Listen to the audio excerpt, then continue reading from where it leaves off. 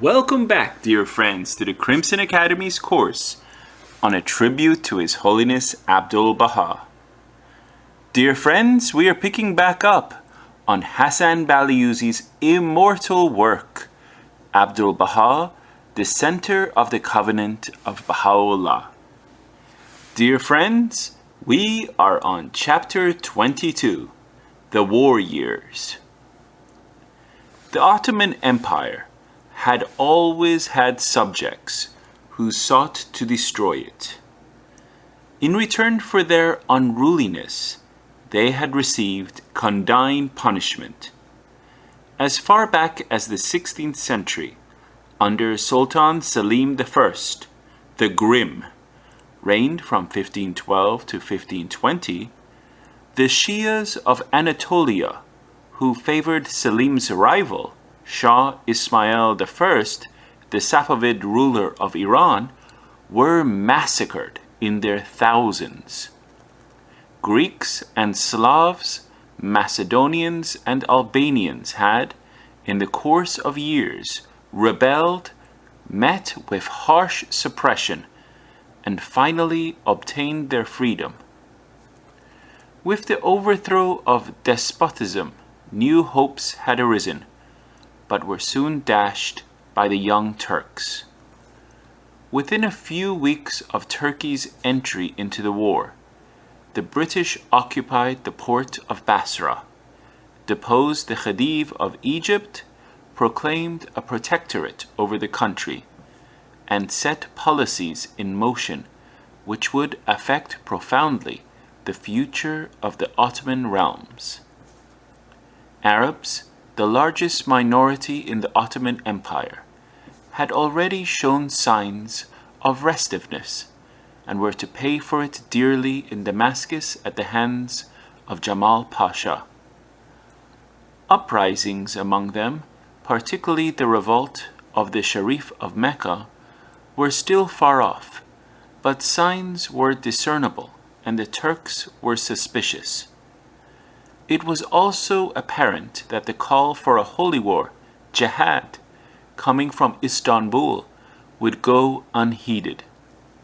Except for a tiny number, the Muslims of the Indian subcontinent ignored it and, even more, did not hesitate to fight the Turks. Spies were everywhere in the Holy Land, and authorities were becoming increasingly repressive.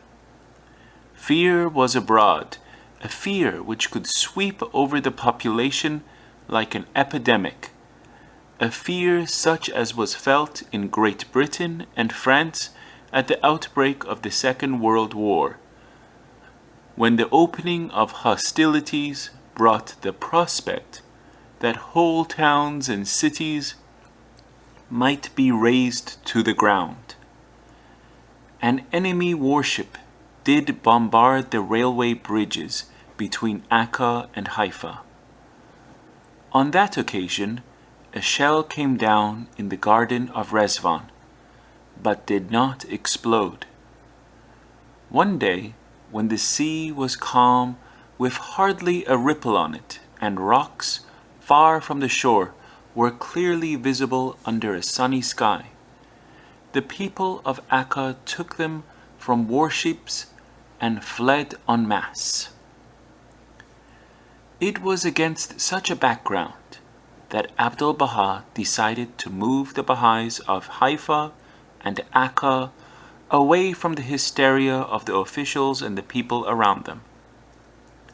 As a temporary home for them, he chose the Druze village of Abu Sinan, situated to the east of Akka. Abdu'l-Baha himself stayed in Akka with one attendant and occasionally spent a night or two in Abu Sinan. Sheikh Saleh, the Druze chief, had put his own house as the disposal of Abdu'l-Baha, and that was where his family lived. Quarters were found for the other Baha'is in the homes of villagers. Baha'u'llah had once lived for 3 months among those friendly people in the foothills of Galilee.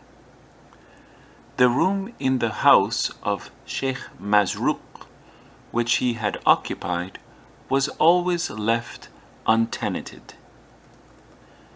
Dr. Habibullah Khuda Bakhsh, Dr. Muayyad, ran a dispensary at Abu Sinin, to which people who were not members of the Baha'i community soon came for treatment. They received equal attention, but paid according to their means. For most of them, the treatment was free. Dr. Muayyad performed operations as well and was assisted by Lua Getzinger. Badi Bushrui, another graduate of the Syrian Protestant College, ran a school side by side with the dispensary for the children of the Baha'is. Life was naturally rather primitive in this isolated village in the hills. On Mount Carmel, the sole occupant of the pilgrim house was the veteran Haji Mirza Haidar Ali. Mirza Fazlullah Khan Banan reached Haifa from Shiraz with the offerings of the Baha'is of that city on January 19th, 1915. His arrival was the last link with the outside world for a long time.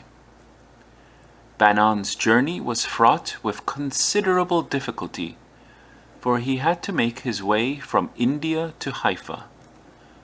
To have succeeded was indeed an achievement. However, sometime during the war years, an Arab Baha'i advanced in years, named Haji Ramazan, braving all hazards, managed to reach Tehran. His perilous journey included walking for 45 days. He delivered to the Baha'is a tablet entrusted to him by Abdu'l-Baha, and returned bearing gold and letters. A second time he attempted that heroic feat, but he did not reach his destination, and no trace of him was ever found. Early in 1915, Jamal Pasha appeared on the scene, commander of the 4th Army Corps, whose mission was to overrun the Suez Canal and drive the British out of Egypt. With him came a reign of terror. The whole of Syria, including the Holy Land, was under his martial control. Throughout 1915 and into the following year, Jamal Pasha was bringing Arab nationalists to trial in his military courts. 34 of them were executed, and many more were deported. Mirza Muhammad Ali and his associates, long discredited and cowed into silence, now found fresh opportunities to plot against Abdu'l-Baha. They went to Jamal Pasha with various tales. Majid-ud-Din told him that Abdu'l-Baha was hostile to the Committee of Union and Progress. The tent which Baha'u'llah had used, the violators gave to Jamal Pasha. It was a tent under which Abdu'l-Baha is reported to have said, "Representatives of the most great peace should have met." Then, in order to create confusion, the violators set rumors afoot that the military government had banished Abdu'l-Baha to Damascus.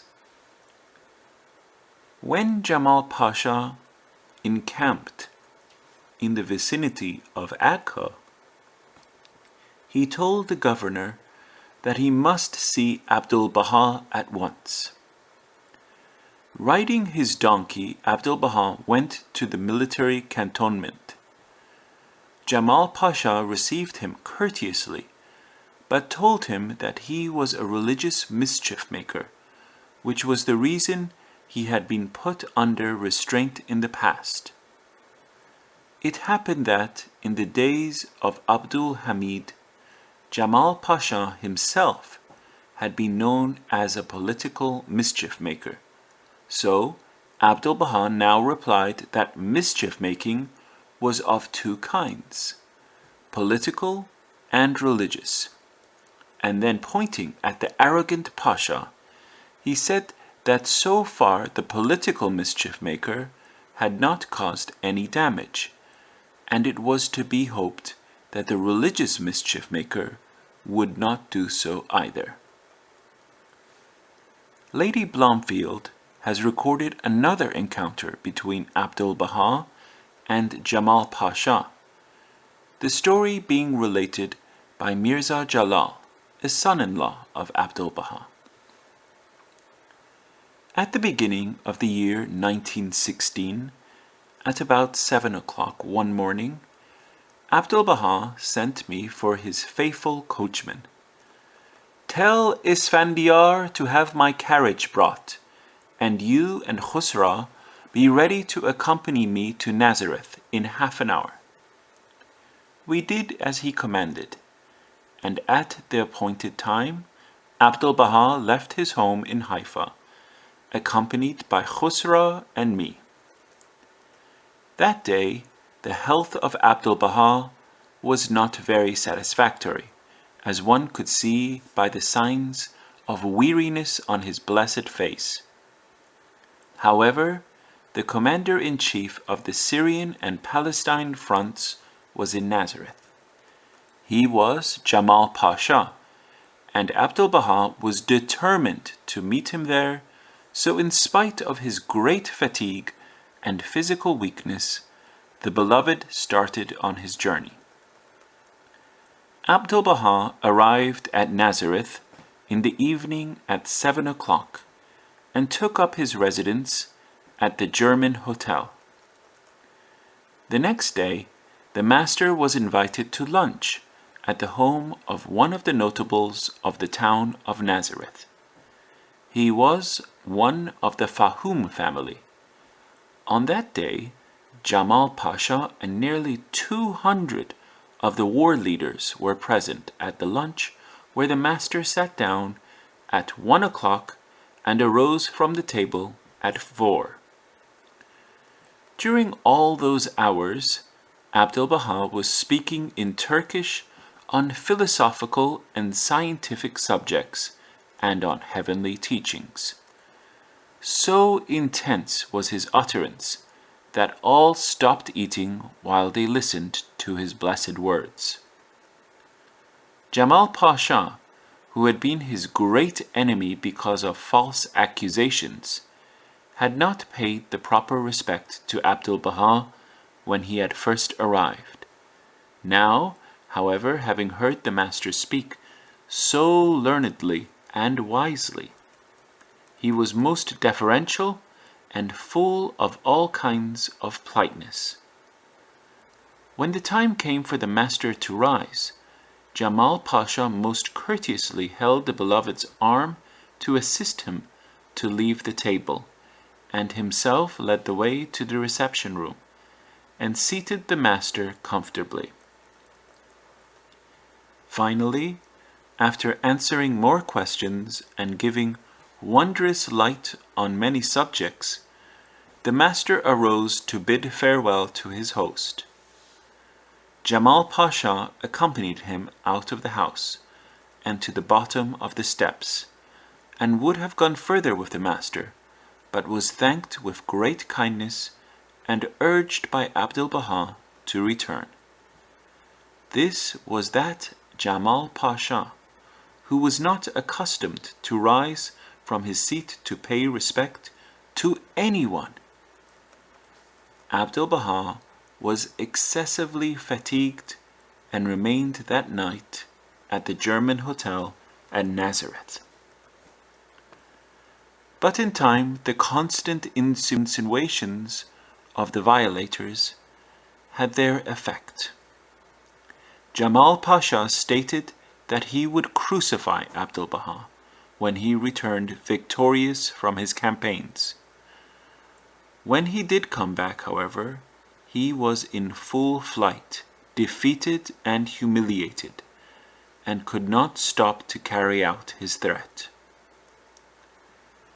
In the early months of the war, Abdu'l-Baha said one day that, if it had not been for the intrigues of the violators, he would have gathered together some of the leading men among the Muslims and the Christians of the Holy Land, and would have counseled them to concert their efforts to prevent disorder.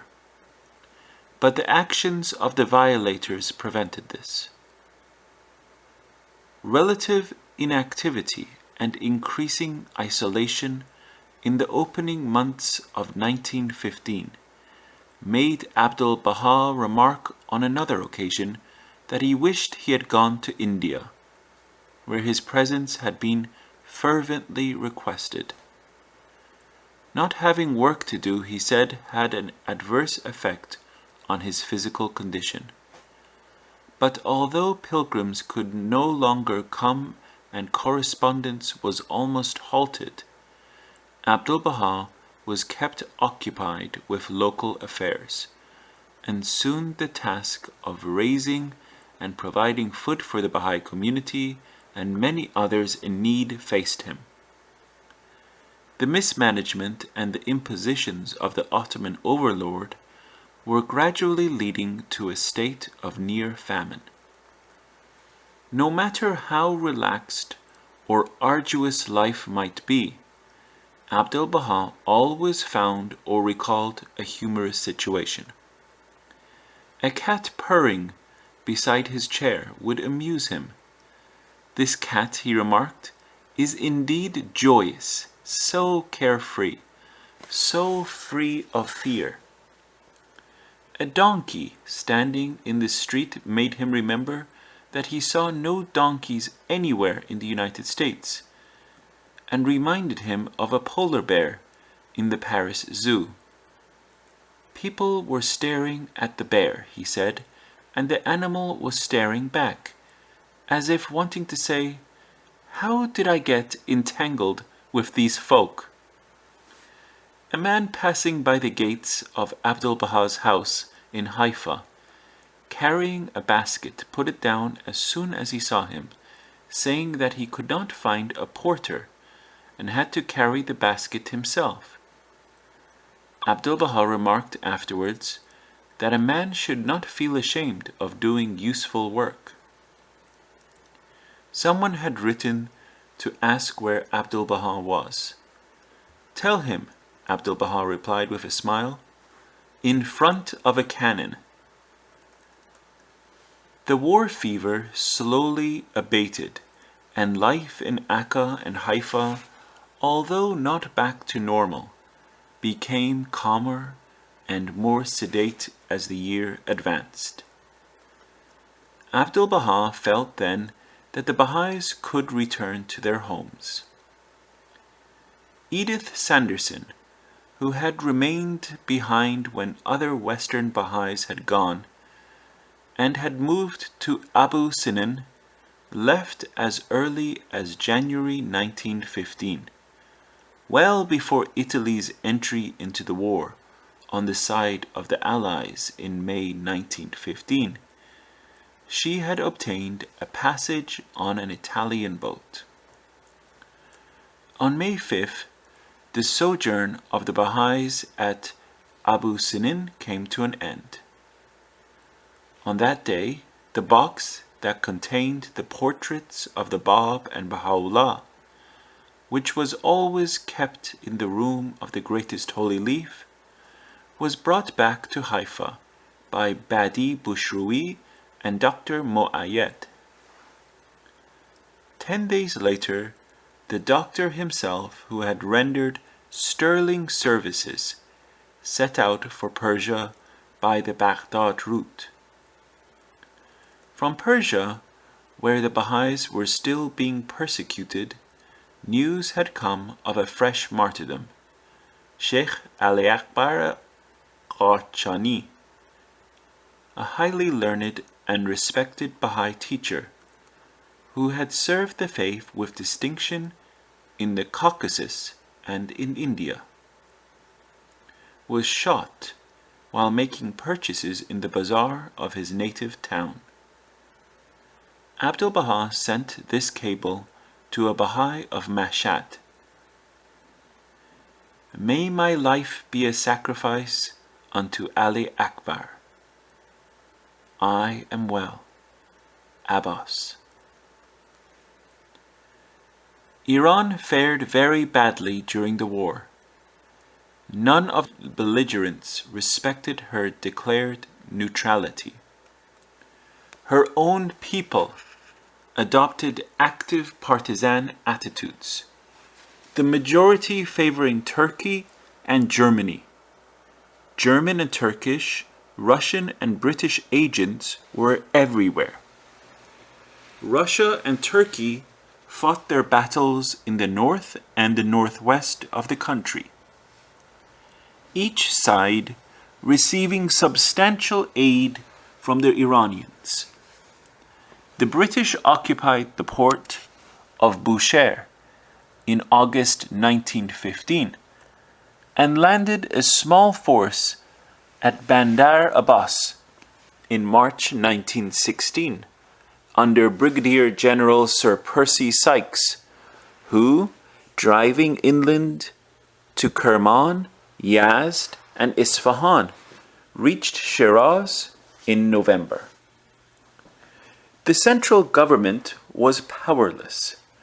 Bandits and highwaymen, as long as they did not get in the way of the belligerents, had the freedom of the roads and caravan routes.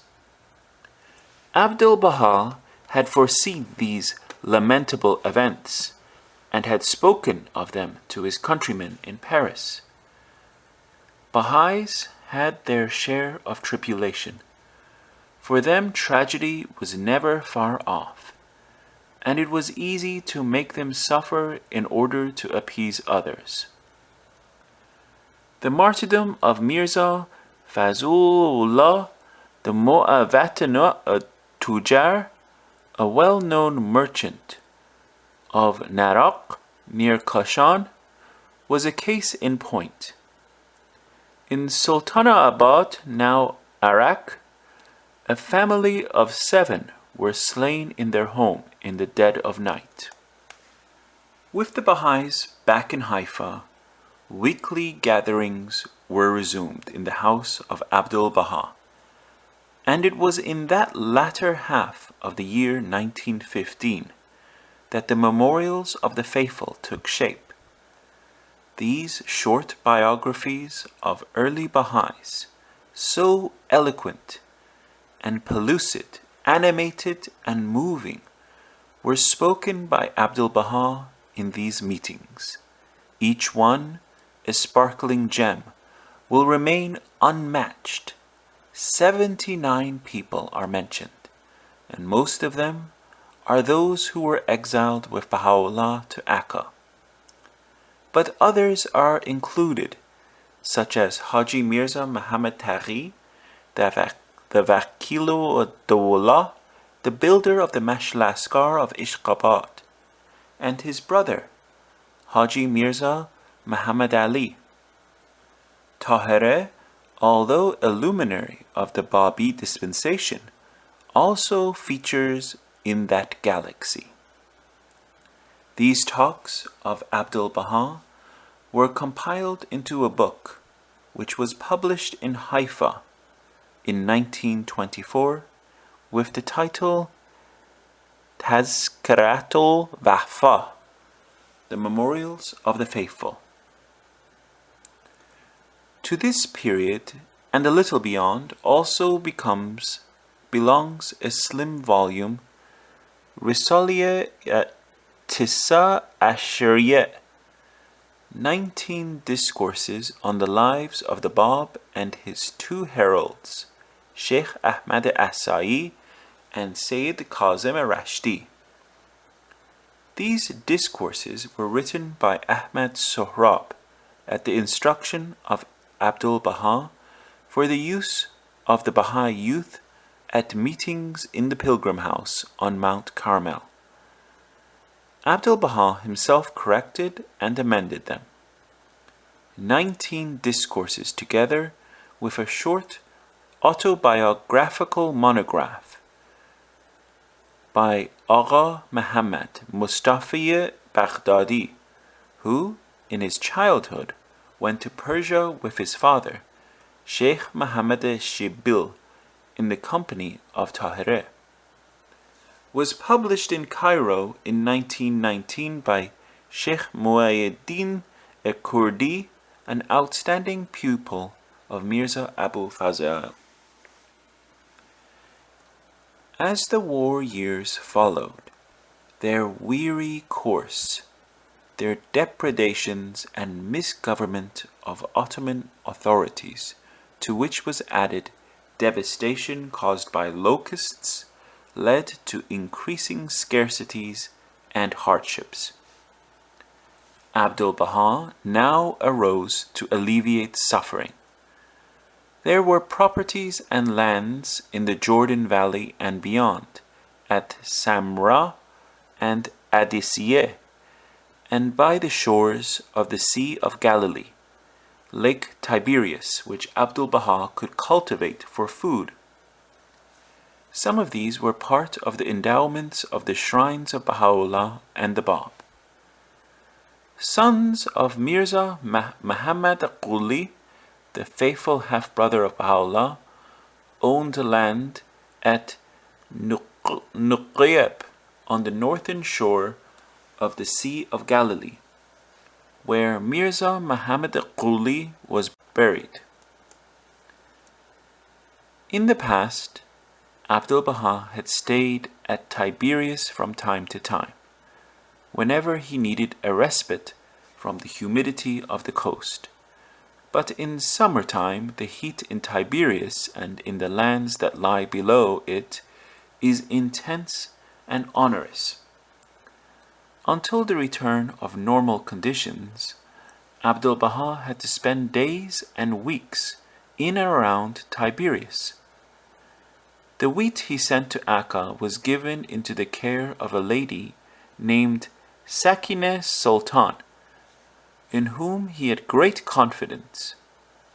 In a tablet addressed to her, dated Shawwal 15th, 1336 AH, July 26, 1918, Abdu'l-Baha says that because it has been very hot, so hot as to affect his breathing, perforce he has had to return to Tiberias.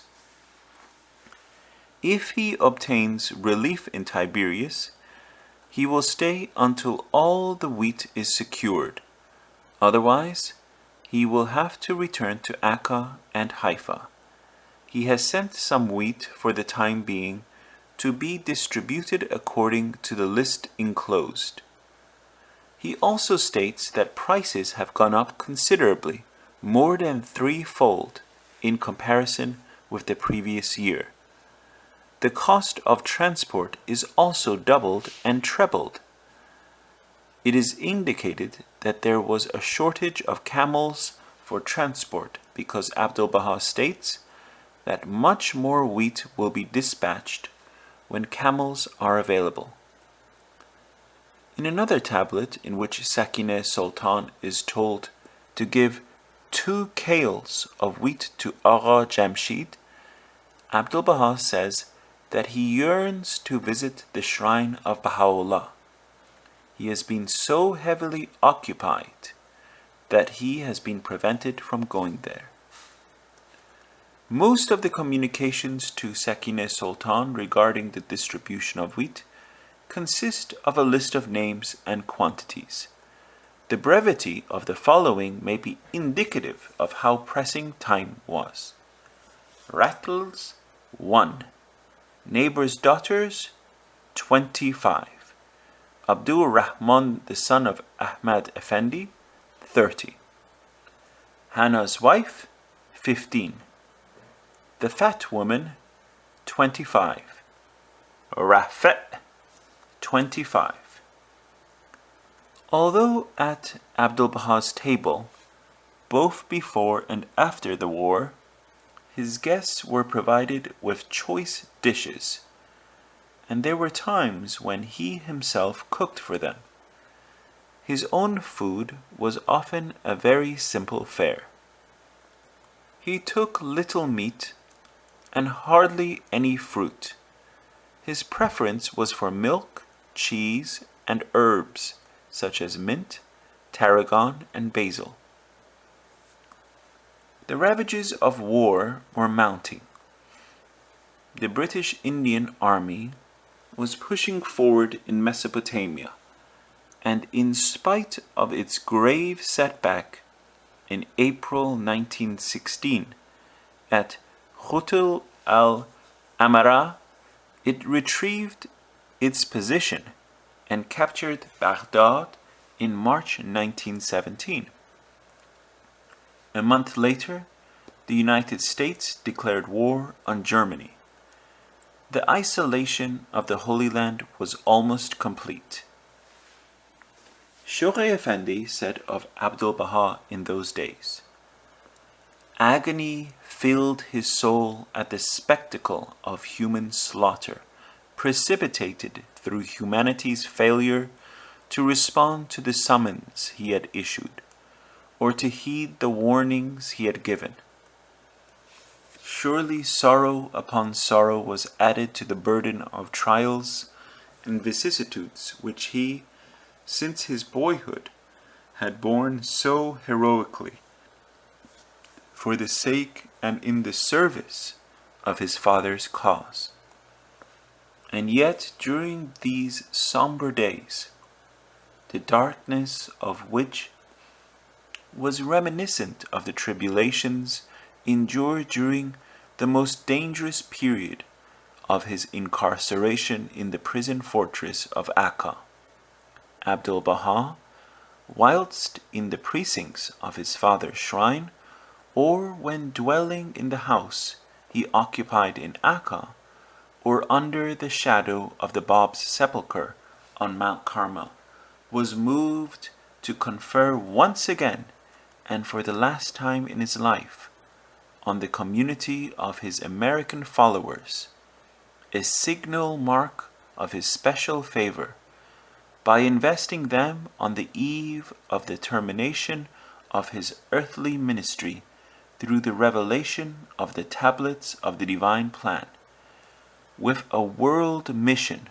whose full implications even now, after the lapse of a quarter of a century, still remain undisclosed, and whose unfoldment thus far, though as yet in its initial stages, has so greatly enriched the spiritual as well as the administrative annals of the first Baha'i century.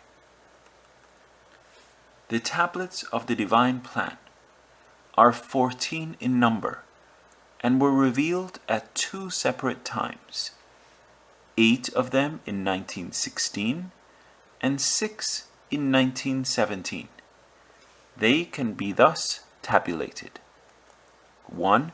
Revealed on Sunday morning, March 26, 1916, in Abdu'l-Baha's room at the house in Bahji, addressed to the Baha'is of 9 northeastern states of the United States: Maine, New Hampshire, Rhode Island, Connecticut, Vermont, Pennsylvania, Massachusetts, New Jersey, and New York. 2.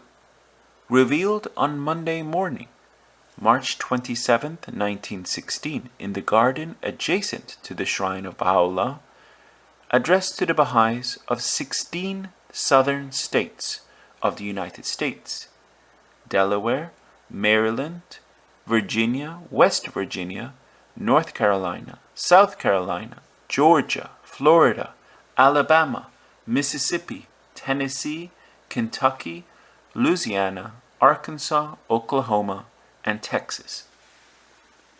3.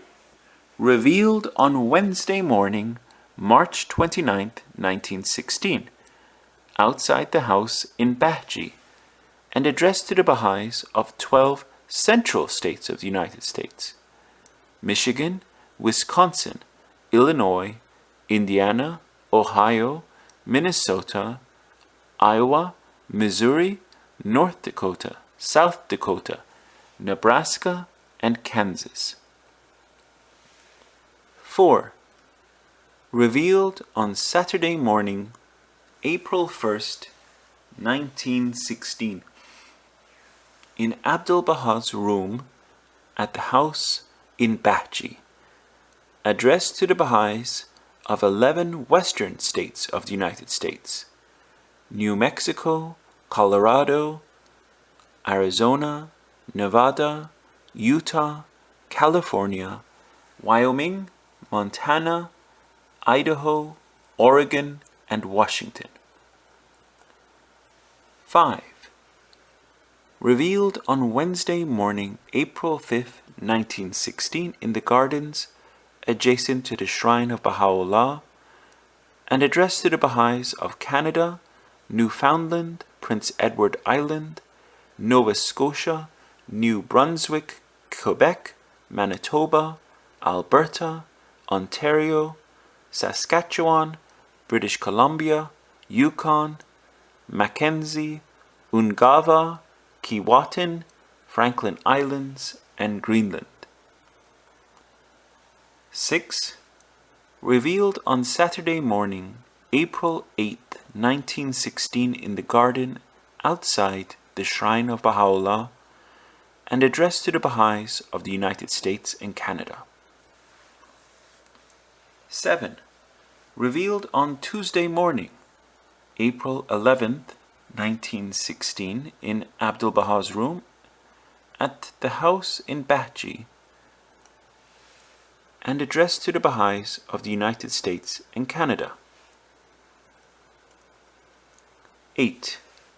Revealed on Wednesday morning, April 19th, 1916, in Abdu'l-Baha's room at the house in Baha'u'llah on Thursday morning, April 20th, in the pilgrims' quarters of the house in Baha'u'llah on Saturday morning, April 22nd, in the garden adjacent to the shrine of Baha'u'llah, and addressed to the Baha'is of the United States and Canada. 9. Revealed on Friday morning, February 2nd, 1917, in Ismail Agha's room at the house of Abdu'l-Baha in Haifa, and addressed to the Baha'is of the 9 northeastern states of the United States. 10. Revealed in the forenoon of Thursday, February 8th, 1917, in Baha'u'llah's room at the house of Abud in Akka, and addressed to the Baha'is of the 12 central states of the United States. 12. Revealed in the evening of Thursday, February 15th, 1917, in Baha'u'llah's room at the house of Abud in Akka, and addressed to the Baha'is of the 11 western states of the United States. 13. Revealed on Wednesday morning, February 21st, 1917, in Baha'u'llah's room at the house of Abud in Akka, and addressed to the Baha'is of Canada. 14. Revealed in the afternoon of Thursday, March 8th, 1917, in the summer house, Ismail Agha's room at Abdu'l-Baha's house in Haifa, and addressed to the Baha'is of the United States and Canada. The 8 tablets of 1916, revealed between March 26th and April 22nd, a time of special bounty for Baha'is between Nowruz and Rezvan, the New Year, and the anniversary of the Declaration of Baha'u'llah, include Abdu'l-Baha's first messages to each of the 5 regions of the United States and Canada, where, although the faith of Baha'u'llah had been known for about 23 years, no adequate and befitting motion had been realized, and include also 3 general tablets embodying his mandate to carry the fame of the cause of God to the east and to the west, and spread the glad tidings of the appearance of the kingdom of the Lord of hosts throughout the 5 continents of the world. Of these general tablets, the first, O ye blessed souls, it began, directed attention by name to the territories, republics, and islands of the Western Hemisphere, not including those in Canada and the United States. The second general tablet, O ye real Baha'is of America, was a call to look to the other continents of the globe, to Europe, Asia, Africa, Australia, and the islands of the Pacific, poignantly reminding them of his own longing to travel through these parts, even if necessary on foot and with the utmost poverty, but now not feasible to his great regret. He urged the believers to add 1,000 times to their efforts, for the more the circle of your exertion is broadened and extended, the greater will be your confirmation. The third general tablet, O ye apostles of Baha'u'llah, may my life be a ransom to you, is a soul-stirring summons to the heavenly armies of the Lord of hosts, Baha'u'llah imparting to them the 3 conditions on which their attainment to this supreme station depends. So significant and potent is this tablet that it is quoted in full in the appendix. The 6 tablets of 1917 expanded and reinforced Abdu'l-Baha's guidance to the 5 regions of the United States and Canada, and concluded with a final general tablet, O ye heavenly souls, sons and daughters of the kingdom, which contained a remarkable exposition of the nature of collective centers, national, patriotic, political, cultural, and intellectual, which are but child's play compared to the eternal collective center of the sacred religions, and renewed his appeal to travel throughout the Western Hemisphere. For each of the 5 regions, and at the conclusion of the 4 general tablets, Abdu'l-Baha revealed prayers of great beauty and power, which continue to inspire, guide, and solace the Baha'is wherever they may be. In these tablets, he described in matchless words the qualities which must characterize the Baha'i teacher, who must be heavenly, lordly, and radiant, with his intention pure, his heart independent, his spirit attracted, his thought at peace, his resolution firm, his magnanimity exalted, and in the love of God a shining torch. Wondrous promises he made for various regions such as Panama, Greenland, and Canada, for the American Indians and the Eskimos, and most especially for the American believers and all who would arise in this day to serve the cause of Baha'u'llah. The earth will become illumined with the light of God. That light is the light of unity. This is the most great work. Should you become confirmed therein, this world will become another world. The surface of the earth will become the delectable paradise, and eternal institutions be founded.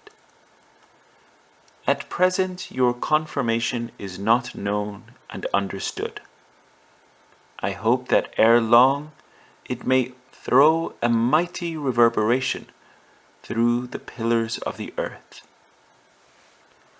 In all, Abdu'l-Baha mentioned by name in these tablets some 120 territories and islands, to which the message of Baha'u'llah should be carried. When he did so, there were Baha'is in only 35 countries. Immediate response came from loving and devoted hearts, but before the proclamation of the oneness of humanity could be raised to all the world systematically and enthusiastically, the administrative order had first to be developed as an instrument of collective teaching, a tremendous labor of 16 years initiated by the guardian of the faith after Abdu'l-Baha's passing, so that by 1937 the first stage in fulfilling the tablets of the divine plan could be inaugurated in the first 7-year plan of the American Baha'i community. Since then, the launching of a number of teaching plans of limited scope in all continents and the undertaking of 2 successive world-encompassing projects in which the Baha'is of the whole world have participated, have revealed the potentialities of the master plan which the mind of Abdu'l-Baha conceived in those years of sorrow and stress. But much still lies in the lap of the future, for the tablets of the divine plan are no less than Abdu'l-Baha's charter for the teaching of the faith of Baha'u'llah throughout his dispensation. On December 9th, 1917, General Allenby entered Jerusalem. It now seemed certain that the days of the Ottoman rule in the Holy Land were numbered. But the life of Abdu'l-Baha was still in danger. Let those who helped to avert that danger speak. First, Lady Blomfield. In the spring of 1918, I was much startled and deeply disturbed by a telephone message. Abdu'l-Baha in serious danger. Take immediate action. It came from an authoritative source. There was not a moment to be lost. Every available power must be brought to bear to save the Master. I went at once to Lord Lamington. His sympathetic regard for Abdu'l-Baha, his understanding of the ramifications and red tape necessary for immediate action were of priceless value.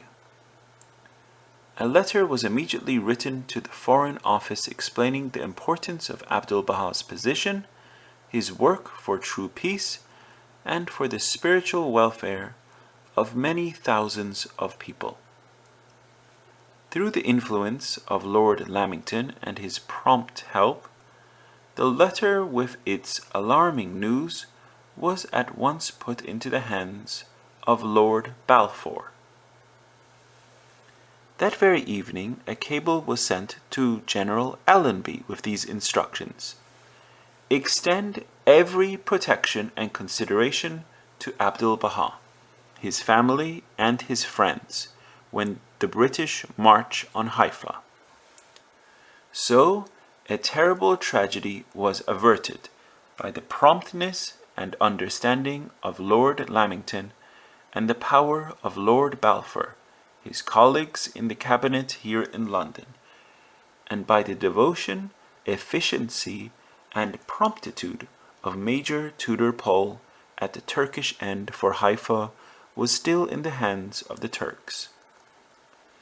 The Turks had been so aroused by the enemies of the Master that they had threatened to crucify him and all his family on Mount Carmel.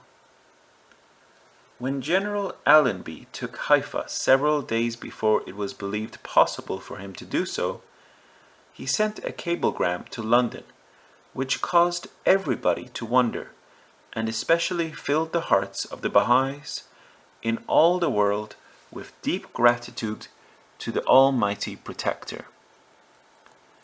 The cable of General Allenby was as follows: "Have today taken Palestine. Notify the world that Abdu'l-Baha is safe." Major Tudor Pole writes, "It must have been in the early spring of 1918 that I began to feel acute anxiety for Abdu'l-Baha's safety at Haifa, and that of his family and followers there. I came out of the line in December 1970 during the attack on Jerusalem, and being temporarily incapacitated for active service, was transferred to intelligence first at Cairo and later at Lud, Jaffa, and Jerusalem. With an advance base at and around Jaffa, we were beginning to prepare for a move towards Haifa and the north at that time. For several reasons, including shortage of men and munitions, the British advance was delayed well into the summer of 1918. Meanwhile, the news reaching me concerning Abdu'l-Baha's imminent danger became more and more alarming. I tried to arouse interest in the matter among those who were responsible for intelligence service activities. I also brought the matter before my own chief, General Sir Arthur Money, Chief Administrator of Occupied Enemy Territory. At this time, chance brought me into touch with an officer whose social and political connections in London were strong. Through his courtesy and interest, I was enabled to get an urgent message through to the British Foreign Office. Through friends associated with the Baha'i cause in England, an independent avenue of approach to the ruling powers in London was discovered. By these means, Lord Balfour, Lord Curzon, and others in the cabinet were advised as to the critical situation at Haifa. Lord Lamington's influence proved of special help at this time. The upshot of these various activities bore fruit, and the Foreign Office sent a dispatch to General Allenby instructing him to ensure the safety of Abdu'l-Baha and his family and entourage, so soon as the British Army captured Haifa. This dispatch passed through my hands in Cairo, en route for Army headquarters at Lud, and intelligence was requested to make urgent inquiry. In due course, this demand for information reached the headquarters of intelligence at the Savoy Hotel, Cairo, and ultimately, when enquiries elsewhere had proved fruitless, was passed to me for action. As a result, General Allenby was provided with full particulars in regard to Abdu'l-Baha, and the history of the movement of which he was the master. Allenby at once issued orders to the general commanding officer in command of the Haifa operations to the effect that immediately the town was entered, a British guard was to be posted at once around Abdu'l-Baha's house, and a further guard was to be placed at the disposal of his family and followers.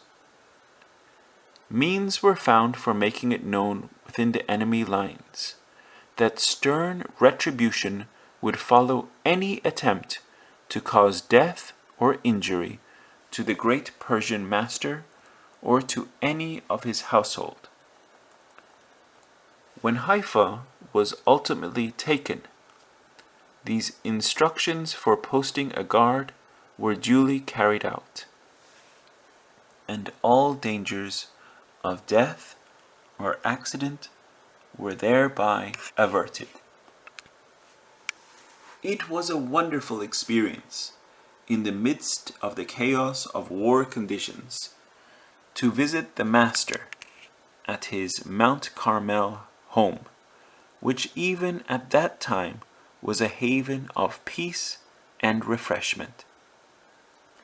I can remember him, majestic yet gentle, pacing up and down his garden whilst he spoke to me about eternal realities, at a time when the whole material world was rocking on its foundations. The divine power of the Spirit shone through his presence, giving one the feeling that a great prophet from Old Testament days had risen up in a war-stricken world as an inspirer and spiritual guide for the human race. One or two incidents which happened shortly afterwards, connected with the capture of Haifa, are worthy of record. During the British advance from the south, field batteries were placed in position on high ground immediately to the southeast of Mount Carmel. The intention being to shell Haifa at long range over Mount Carmel itself. Some of the Eastern Baha'is living on the northern slopes of Mount Carmel, becoming agitated, went to Abdu'l-Baha's residence and expressed fear as to the tragic course of possible events. According to an eyewitness of this scene, from whom I obtained the story when I reached Haifa, Abdu'l-Baha calmed his excited followers and called them to prayer. Then he told them that all would be well, and that no British shells would cause death or damage to the population or to Haifa and its environs. As a matter of historical fact, the range of the field batteries in question was inaccurate, the shells passing harmlessly over the town and falling into the Bay of Akka beyond. Another incident of those stirring times is worthy of record, although I am not able to vouch for its complete accuracy at first hand. Before the fall of Haifa, Abdu'l-Baha was discussing the British campaign with a few of his followers in his garden one day. He then predicted that, contrary to the general expectation, the taking of Haifa and the walled town of Akka would come about almost without bloodshed. This prediction was verified by the facts. He also stated that the Turks would surrender Akka, supposed to be impregnable, to 2 unarmed British soldiers. The resultant facts, so far as I was able to gather them, were as follows. Subsequent to the entry of our troops into Haifa, the front line was pushed forward halfway across the Bay of Akka, and outposts were placed in position on the sands of the bay, some 4 miles from Akka itself. Akka, as a fortified and walled town, was believed to be filled with Turkish troops at this time. Very early one morning, 2 British Army service soldiers, who had lost their bearing in the night, found themselves at the gates of Akka, believing erroneously that the town was already in British hands, However, the Turkish rearguard troops had been secretly evacuated only 8 hours earlier. And the mayor of the town, seeing British soldiers outside the gates, came down and presented them with the keys of the town in token of surrender. It is credibly stated that the dismayed Tommies, being unarmed, dropped the keys and made post-haste for the British lines. On September 23rd, British forces, coming along the coastal road, rounded the promontory of Mount Carmel and appeared before Haifa. The mayor and the notables went out to offer their submission. The first question that the British commanding officer put to the mayor of Haifa was, "Is Abdu'l-Baha in this city? Is he safe?" Abdu'l-Baha was sitting calm and unperturbed in the forecourt of his house. Baha'is were there around him, tense and awaiting news. Indian army outriders arrived post-haste at the gates of the house. The next evening, the governor of Jerusalem came in person to pay his respects. Lieutenant Colonel, later Sir Ronald Storrs, was not a stranger.